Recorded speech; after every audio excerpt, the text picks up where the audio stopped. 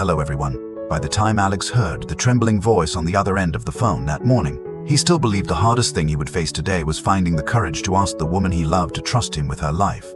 But how could he have known that before the sun went down, danger would move toward Tuna's little house, while he was still one step too far away? If your heart aches for quiet love that never gets spoken in time, stay with this story. The morning had begun so gently that it almost felt protected.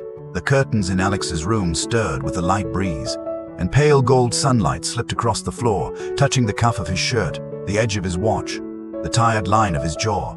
He stood by the window with his phone in hand, listening to Adam confirm their usual meeting at the coffee shop. Adam's voice was calm, practical, already thinking 3 steps ahead about contracts and schedules. Alex answered in the same steady tone he used in every boardroom, but the moment the call ended, his expression changed. Tuna came back to him at once, not in some grand, dramatic image, just the simple things. Her bending over Henry to wipe the corner of his mouth, the soft way she spoke when she thought no one was listening, the tired kindness in her eyes. It was always the ordinary details that undid him. His mother's words from the previous night still lingered in his chest. You should ask her to marry you. He had almost laughed then, not because it was absurd, but because it was exactly what he wanted. And still he had said nothing.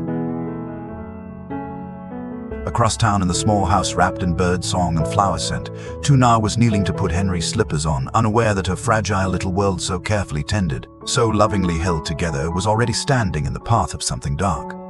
Henry sat on the edge of the bed, his small legs swinging as Tuna guided each slipper carefully onto his feet. There, she whispered, smiling as if this tiny task mattered more than anything else in the world. My good boy.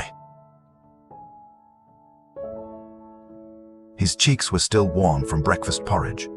A faint smear of pumpkin clung near his lip, and she wiped it away with her thumb. The room smelled of steamed rice, baby soap, and the faint sweetness of detergent drying in the corner. Sunlight fell through the window and touched Henry's hair until it shone like soft brown silk. Sit here and play nicely, Tuna told him. Mommy will water the flowers, then I'll take you to Grandma Tang's. Henry nodded with the deep seriousness only children could manage. He reached for his wooden toy car and pushed it across the floor with solemn concentration, making a quiet rumbling sound under his breath. Tuna watched him for a moment longer than necessary. She always did. Even when she was rushing, even when work was waiting, even when tiredness sat heavy behind her eyes, she could never quite stop looking at him. He was her whole heart, walking outside her body. She checked the collar of his shirt, straightened one tiny sleeve, then rose and carried the watering can outside. The yard was modest, bordered by clay pots and narrow beds of herbs, but she kept it with care. A line of washed clothes stirred in the breeze. Somewhere nearby, a seller's bicycle bell rang on the road. The earth was still damp from the night air. As water streamed gently over the marigolds and the little row of mint by the fence, Tuna let herself breathe. Moments like this were dangerous in their own way. Too peaceful, too soft. They made a woman think she could keep happiness by being careful. Inside the house, Henry laughed to himself. Tuna turned at once, smiling, and then her smile faded. For just a second, she had the strange feeling that someone was standing beyond the gate. She looked up sharply. Nothing, only the road, pale in the morning light. Only the neighbor's dog dozing under a cart. Only the ordinary hush of a day beginning. She told herself not to be foolish. Perhaps it was only the feeling every mother carried, that restless instinct that never fully slept. Still, when she went back inside, she closed the gate more firmly than before. At the coffee shop, Alex arrived 10 minutes early, as he always did. The place was narrow and quiet, with worn wooden chairs polished by years of use, and the deep scent of roasted beans embedded in the walls. He liked that nothing there tried too hard. It reminded him that not everything meaningful had to be impressive. Adam came in with a folder under one arm and an apology already half-formed. Traffic. Alex shook his head. You're on time. They sat. Coffee was poured, papers opened. For the first 20 minutes, Alex gave Adam exactly what business required of him. Precision, patience, attention. Numbers were reviewed, dates confirmed, risks discussed. But Adam had known him long enough to hear what was missing beneath the surface. You're distracted, Adam said at last, closing the folder. Alex looked up. Am I? You are when you answer me correctly, but don't look at the page. A faint smile touched Alex's mouth, then disappeared. Adam leaned back. Tuna? Alex did not deny it. That was answer enough. For a moment, the clatter of cups and low murmurs around them seemed very far away.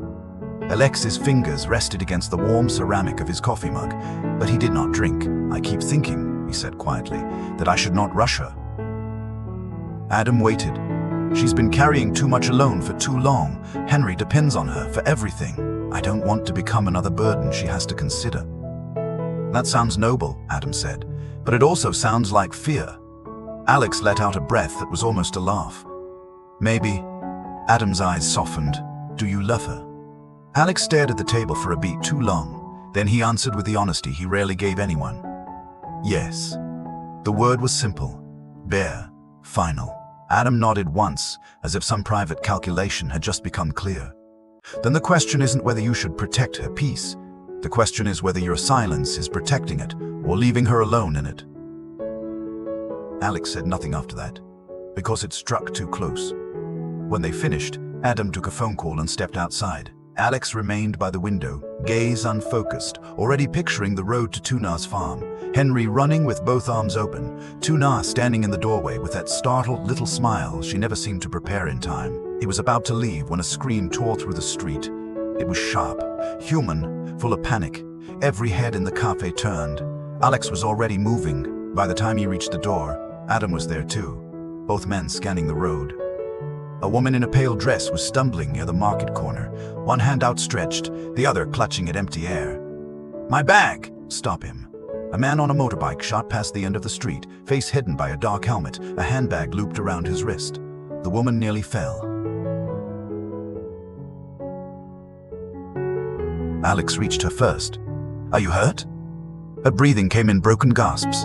She looked at him with wide, disbelieving eyes, as if the world had shifted too quickly to understand. She was young, elegantly dressed, but one heel had snapped and blood showed at her ankle.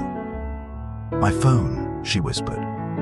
My papers, everything. Sit down. His voice was low, steady, leaving no space for panic. He guided her carefully to a bench beside the market stall. Adam had already begun calling nearby security and trying to get a vehicle description from witnesses. The woman flinched when Alex touched her arm, then seemed to realize he meant no harm. I'm sorry, she said breathlessly. I didn't see. You don't need to apologize. There was something in her face then. Not only fear, shame maybe, or the look of someone used to holding herself together and furious to be seen unraveling in public. A potato seller rushed over with a bottle of water and a handful of tissues. Alex thanked them, then crouched in front of the woman to inspect the injury. Can you stand? She shook her head once. What's your name? A pause. Little Hong. The name caught strangely in the air, as if it belonged to a larger story Alex had just stepped into without warning. He phoned the police, reported the robbery, then called his mother. His mother had a way with hurt people, firm hands, kind eyes, no unnecessary questions. When he told her he was bringing an injured young woman home for first aid, she simply said, "Drive carefully." Little Hong lowered her gaze when she heard that. I shouldn't trouble your family. It isn't trouble, Alex said. Adam looked at him, then at the woman, then back toward the road where the thief had vanished. I'll handle the police follow-up and the shop cameras. Alex nodded. As he helped Little Hong to the car, she winced, then whispered something so softly he almost missed it. He knew where I would be. Alex turned to her. What did you say? But she only pressed her lips together and looked away. That was the first open loop, and Alex felt it settle in his chest like a stone. By the time they reached his mother's house, the morning had changed. The light was still beautiful, but it no longer felt innocent. His mother opened the door before he could knock, as if she had been listening for the car. She took in the scene at once. Little Hong pale and shaken, Alex supporting most of her weight, dried blood at the ankle and moved aside without fuss. Inside, the house smelled of medicinal balm, jasmine tea, and old wood warmed by sunlight. It was the kind of home that made frightened people want to exhale. Little Hong noticed it too. Her shoulders loosened, though only a little. Alex's mother sat her down, cleaned the cut, wrapped the ankle, and asked practical questions in a gentle voice. Had she hit her head? Was she dizzy? Had anything else been taken? Little Hong answered politely, carefully, never saying more than necessary. Even her gratitude seemed restrained, like something she had learned to offer without revealing herself. Alex stood nearby, arms folded, watching. He had spent years reading negotiations, measuring motives, noticing what people hid between words. And something about Little Hong's silence did not feel simple. She was frightened, yes, but she was also choosing what not to say. When his mother went to prepare tea, the room fell into a softer quiet. "You said he knew where you would be," Alex said. Little Hong's fingers tightened around the edge of the sofa. For a moment she didn't answer, then she gave a faint, brittle smile. "Maybe I was just upset." Alex did not move. People say accidental things when they're frightened. They usually come from somewhere true. Her eyes lifted to his then, and for the first time he saw the full depth of whatever she was carrying. It was not the fear of a random robbery. It was older than that, more personal. "I didn't want to cause trouble," she said. "Trouble is already here." That made something flicker across her face, a recognition perhaps that he would not accept easy excuses. She looked down at her bandaged ankle. "2 days ago, someone called me from a blocked number. They said I should stop asking questions about my brother's debts." Alex's expression hardened. "I thought it was only meant to frighten me. My brother borrowed money from the wrong people before he disappeared. I've been trying to find out who he owed, where he went, whether he's even alive." Her voice thinned on the last words. "This morning I went to meet someone from the market who said he had information. He never came. Then the thief appeared. And the bag." She swallowed. "Copies of bank slips, a notebook, names. Not a robbery then. Not really." Alex turned toward the window, jaw tense. The calm morning he had left behind was gone completely now. In its place was that cold, familiar understanding. Harm had intention. Harm had a direction. His mother returned with tea and sensed the altered air immediately. She said nothing, only placed a cup into Little Hong's shaking hands. From the farm, Tuna called just then. The sound of her ringtone cut through the room so suddenly that Alex's whole body reacted. He answered at once, stepping toward the hall. "Tuna?" On the other end came the small domestic music of her life. Henry chattering, a metal bowl set on a table, the distant rustle of leaves through an open window. "Did I call at a bad time?" she asked softly. "No." It was one word, but his voice changed when he spoke to her, softer, warmer. His mother, passing behind him, noticed and hid a knowing smile. Tuna hesitated. Henry kept asking if Uncle Alex is coming today. Alex closed his eyes briefly. In the background, Henry's tiny voice rose with complete lack of shame. "Come here, come here." Alex could not help smiling. "Tell him I'm coming."